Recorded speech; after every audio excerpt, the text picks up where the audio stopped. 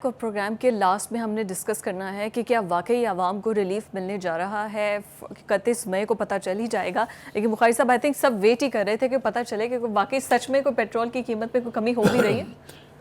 देखिए, जब वो ये खबर आती है ना कि जी समरी जो है फलां तारीख को पहुंच जाएगी, हाँ, इसका बुनियादी मकसद ये होता है कि समरी बन गई है। सब्र करें, आपके लिए अच्छी खबर है। दूसरी बात ये कि ये इसलिए भी है कि इंटरनेशनल मार्केट में ऑयल की प्राइसेस बहुत तेज़ी से नीचे जा रही है।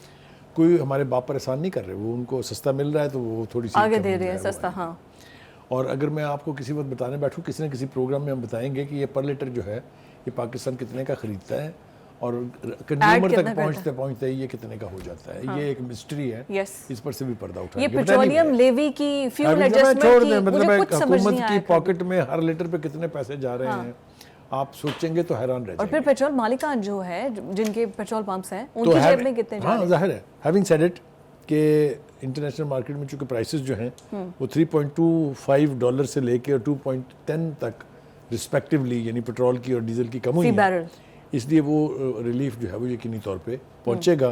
तो इस एतबार से ये पेट्रोल में कुछ ₹6.50 और डीजल में ₹7.50 तक कमी का इम्कान है। मैं इस इम्कान को यकीनी कह रहा हूँ इसलिए कि मैंने जैसा कहा कि समरी जब बन जाती है तो गवर्नमेंट के पास चॉइस नहीं होती उसको रिजेक्ट करने की। कीमतों में इजाफे की समरी रिजेक्ट ज़रूर हो सकती है, कमी की कोई गवर्नमेंट नहीं करती, बिकॉज हर गवर्नमेंट चाहती है कि नेक नामी आवाम को रिलीफ मिले, उनके नाम जो लिखी जाए। एब्सोल्युटली। दूसरी बात यह है कि जो LPG है उसमें भी बड़ी खातर खा कमी आई है लेकिन ये कि सोचने की बात यह है कि वो रिलीफ कैसे आवाम तक पहुंचा है। वो जो इम्पोर्टर्स और डिस्ट्रीब्यूटर हैं वो आपस में लड़ पड़े हैं। कितनी अच्छी बात है कि ये लड़ाई तो फिर कायम रहनी चाहिए, जिससे कीमत 60 से 70 रुपए पर केजी जो है वो कम हो गई है। Very good, very good. It has come down from 250 to 180। Oh my God, तो ये लड़ाई जो है वो रास आ गई है। और ऊपर से अभी मजीद इसमें कमी इसलिए है कि 3 जहाज तो इस वक्त खड़े हैं।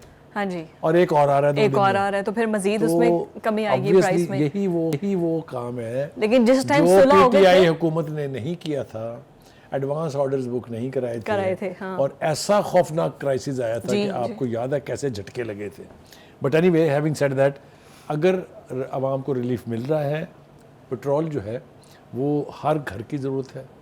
हर घर से किसी के पास स्कूटर है, किसी के पास गाड़ी है, कोई रिक्शे वाला है, कोई टैक्सी वाला है, राइट। तो हर एक बंदा उससे मुतासर होता है। इसके अलावा भी आप देखिए, पेट्रोल की कीमत में भी अगर थोड़ा सा भी इजाफा होता है ना, आपकी सब्जी महंगी, आपकी दालें महंगी, आप हर मुझे इस पर तो एतराज़ नहीं, लेकिन मुझे इस पर एतराज़ है कि जब फिर कीमतें कम होती हैं तो कीमत नीचे कभी नहीं आएगी। नेवर। ये हमारा इतना बुरा सिस्टम है जिसने गरीब आवाम की कमर तोड़ के रखी। अच्छा, टाइम बड़ा शॉर्ट है, लेकिन एक सवाल मेरा आपसे बड़ा जेन्युइन है, बड़े दिल से मैं आपसे पूछ रही हूँ।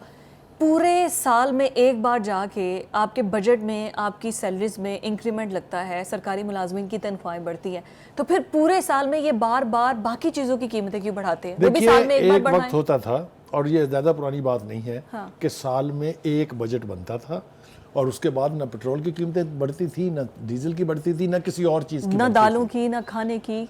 ये बड़ी बदकिस्मती की बात है कि सबसे पहले मिनी बजट्स आने शुरू हुए और उसके बाद हुकूमत ने अवाम को लूटने के लिए कहीं ओगरा बना दी, कहीं नेपरा बना दी, कहीं कुछ बना दी, कहीं कुछ बना दी। ये सब तरीके और ये सब टूल्स जो हैं ये अवाम को लूट के अपनी जेब भरने के हैं। अब वो मैंने कहा कि ये बहस फिर बहुत ज्यादा नहीं, अगर मेरा तो ये बड़ा सॉलिड आर्गुमेंट्स है कि अगर आप में एक बार तनख्वाह में इजाफा कर रहे हैं, असूल ये है, यू कैन नॉट डेयर। पूरी दुनिया में ये होता है, इसीलिए मिनी बजट को कर्स कहा जाता है कि इट इज ए कर्स। और फिर ये जो पेट्रोल की कीमत जो 15-15 दिन के ऊपर अब तय होती है, ये इतना बड़ा जुल्म है। हम तवक्को करते हैं कि मैदान अमल में चुके आ गए नवाज शरीफ साहब, और ये बजट भी उनको आते ही सर पे सर मंडवाते ही बोले पड़े।